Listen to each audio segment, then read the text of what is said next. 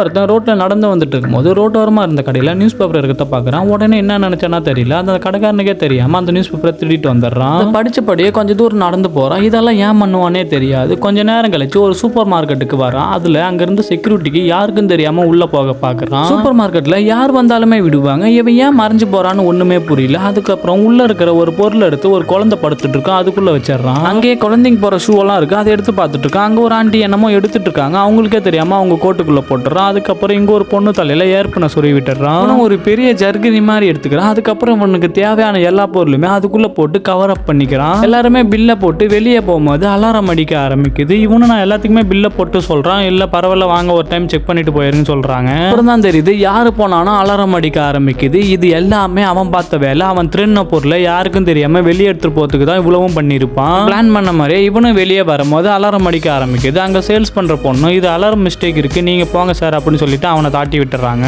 ஒரு அருமையான பிளான் போட்டு சூப்பர் மார்க்கெட்ல இருக்கிற யாரும் கண்டுபிடிக்காத அளவுக்கு இவனுக்கு தேவையான எல்லா பொருளுமே வெளியே எடுத்துட்டு வந்துடுறான்.